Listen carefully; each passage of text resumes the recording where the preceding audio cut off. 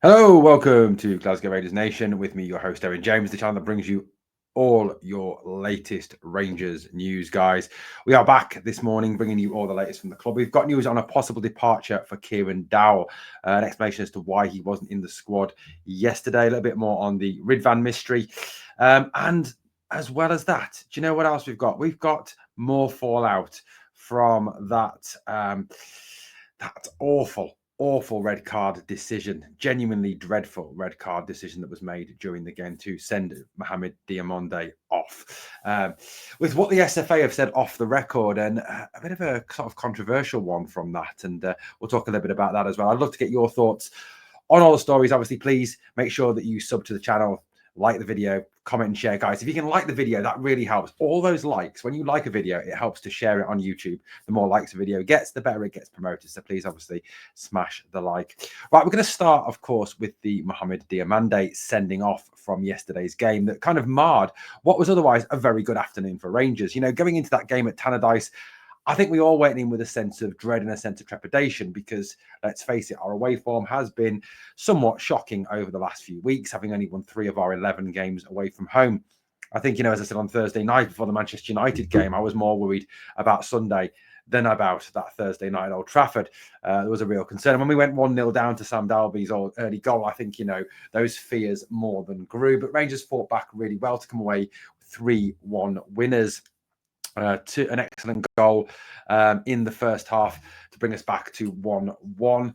That was great. Then a rather fortuitous second with Robin Proper deflecting off Holt into the back of the net.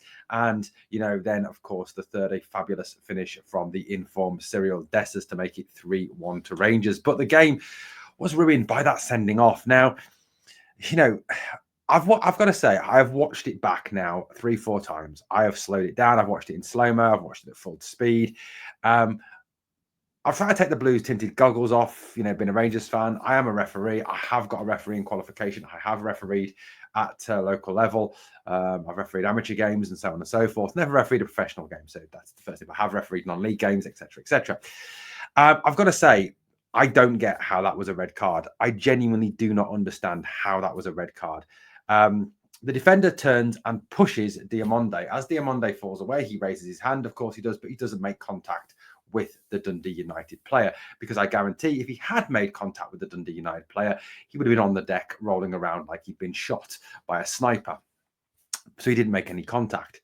Nick Walsh, from his angle, doesn't really see it. He sees the hand go up. He doesn't see the other side of the face. He doesn't really see whether contact is made. So I'm not surprised in a way that Nick Walsh brandishes the red card, because to him, it clearly looks, I think, like Diamande has slapped. I think it was Holt, the Dundee United player. So I can kind of see, in a way, why Walsh brandishes the red card. However, the fact that Walsh is then called to the VAR monitor to re-watch the incident from multiple angles at multiple speeds and will see from that video, as you will see by watching the video, that no contact is made by Diamande on Holt. Therefore, he has no other option but to reverse his decision. However, he fails to do that. He sticks by his original decision and sends him off. Now, if the VAR official, Don Robertson, hadn't felt there was a mistake, there wasn't a clear and obvious error, he would not have called him over to the VAR monitor. Okay, the reason why referees are called to the VAR monitor is because the VAR official and the assistant VAR, the AVAR, feels that there has been a clear and obvious error made by the referee that the referee needs to correct. He then has the right to go over there, watch it, and then obviously make that decision. However, in this account, Nick Walsh goes over, he re-watches the incident and decides that he's made the right decision. Quite how he gets to that decision, God only knows. Yes, there's been all that sort of anger post-game that's come out about blatant cheating, about Nick Walsh being a Celtic fan, about doing his best for the boys in green and white, and so on and so forth. This whole narrative that Nick Walsh is biased towards the green and white side of the city is not helped at all by today's decision. That decision to send him off was absolutely clueless. Now, if you listen to Philippe Clement talk post-game, Philippe Clement says that Rangers will be appealing the decision. That he says basically that he doesn't understand how it's a red card. He is right to say that, in his opinion, and I think he is right, that if we are now going to stand and start sending players, start to send players off for this, then we are going to end up with 3 or 4 players again being sent off. Correct, we are. Clement says, I don't understand, and I don't think VAR did either. Otherwise, they wouldn't have asked the ref to go to the screen, basically saying that he does not think it was a red card. And you could see after the game, he was absolutely raging at this decision, and quite rightly so. It was not a red card. It was a ludicrous decision. Now, if this red card is upheld, if this is allowed to stand, obviously Diomande will be suspended for 2 games for violent conduct. Now, we cannot afford, with 10 players, maybe even 11 now, out injured, to have any further players missing games. It's just not, it's just unrealistic. You know, Dio is also, I thought yesterday had a very, very good game, scored a goal, played very well, used the ball well. I thought he played probably one of his better games yesterday. So, you know, taking Dio out of the lineup now when he seems to be getting back into form, again, would be a really bad thing for Rangers. So Rangers are quite within their rights to appeal this. Now, the only concern I've got is that the SFA seem to have already made their mind up. This was an off-the-record statement issued by the SFA post-game. Nick Walsh has taken the view that there was a deliberate swing of the arm towards the face of an opponent, which was not negligible, therefore constitutes violent conduct. So it appears that the SFA have instantaneously backed Nick Walsh. Now, at no other point this season have the SFA, with any other club, come out and issued a statement this quickly on any incident. So my question is, why, when it features Rangers, why, when it features Nick Walsh, are they so quick to get the statement out? Why is it that this statement was virtually released instantaneously after the game completed yesterday? Yet usually you have to wait for a good 2 to 3 days for anything to come out as regards what the SFA or Willie Collum or anyone thinks post-match. So my question is, why are the SFA so fast on this?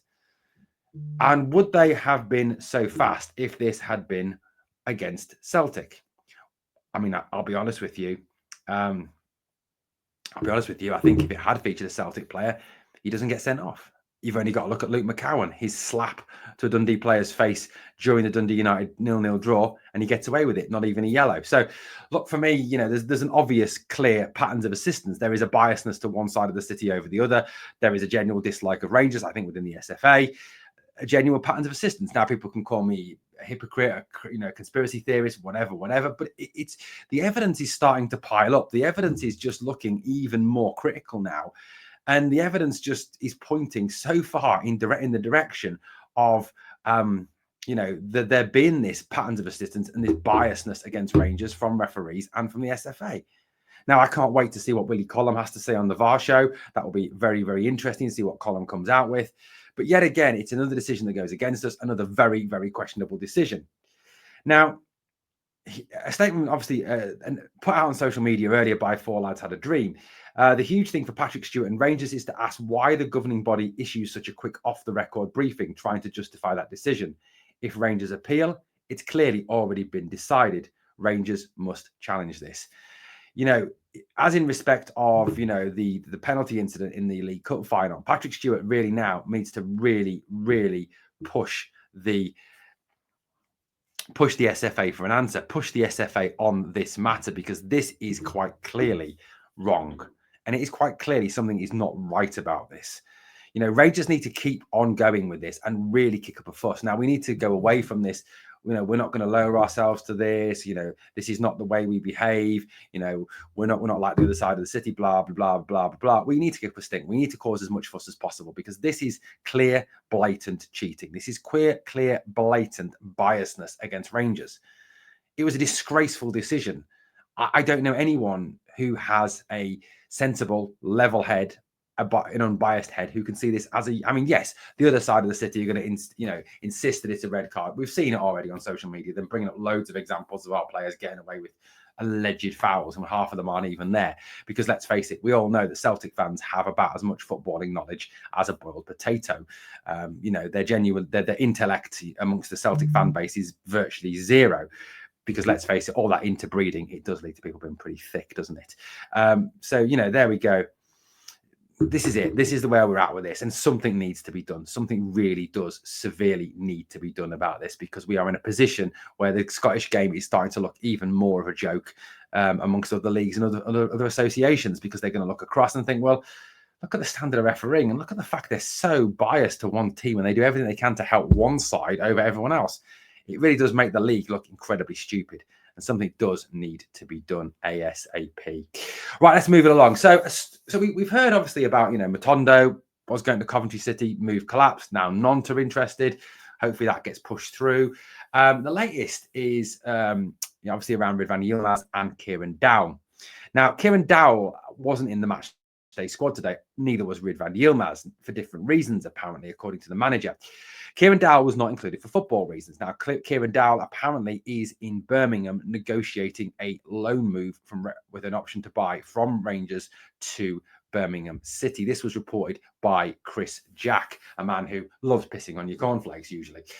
Rangers midfielder Kieran Dowell is in talks with Birmingham City over a loan move.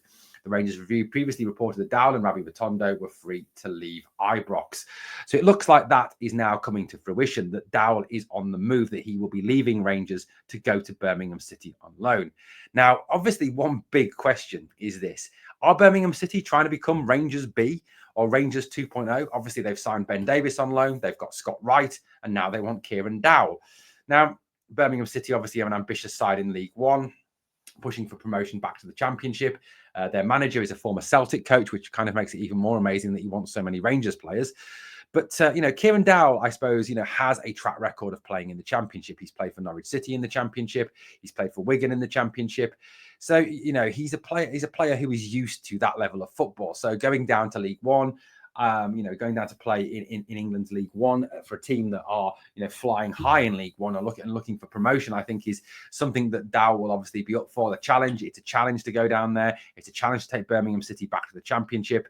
It's a possibility to get back to Championship football, get an increase in your wages, play at quite a high level in the EFL Championship. So, this is a really, I think, positive move for Dowell, positive move for the club. I mean, we've only got to hope that this move goes through, that this deal doesn't collapse like the Matondo to Coventry City one, and that it all gets pushed through and it's completed. I mean, it's good news if it goes through. I mean, look, Kieran has struggled in his time at Rangers. He's missed a lot of time with injury, and when he has played, he hasn't really pulled up any trees. He hasn't really made a mark on the team.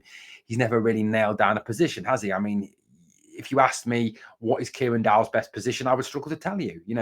He's played as an 8, he's played as a winger, he's played as a 10, kind of. He's played as a 6. He's played in a number of different roles and never really excelled in any of them. And I can't really remember a game where I've gone Kieran Dowell, wow, to be honest with you, when he has played. And he hasn't really played an awful lot for the club. Like I said, injury has held him back, as it has throughout his career, as it has seemingly for many Rangers players, to be perfectly honest with you. This is a positive move for player and club. This is a player that we do need to get off the books, that we do need to move on. I think many of you will hope that this obviously goes through. I mean, he's made 12 appearances, 24-25, 1 Europa League appearance, 2 Scottish League Cup appearances, and 1 appearance in the Champions League qualifier. So he's made a number of appearances, but never really proved anything or never really shown anything any of that time. So very positive move if he does move away to Birmingham City. Let's hope that one gets done ASAP. Now, when the team was announced yesterday morning, and it was morning, it was about 10:30, 11:15, I think, when it came out. The first, obviously, the biggest one was that there was no Ridvan Yilmaz in the team. Where was Ridvan? Was he in Turkey, like his Instagram picture had appeared to show? Where was Ridvan? Was he leaving? Was he negotiating a transfer? Where was he off to? Why was he not in Dundee with the team? Well, look, that rumour was immediately quashed by Philippe Clement, who said that Ridvan Yilmaz had an injury. Yes, another bloody injury. This is a player who's missed over 60 games for Rangers in his career through injury. Yet another injury, really not helping his cause, is it? And he said that Clement reported that, in as far as he was concerned, Ridvan Yilmaz had been in the building all week, working on his fitness, working on his recovery from injury. And that he then went on to say that he'd heard the rumours and under no circumstances was Ridvan Yilmaz to be leaving. Now, look, I've got no doubts. And I've got no reason to doubt what Philippe Clement says. Well, I have some. He doesn't exactly always tell the truth.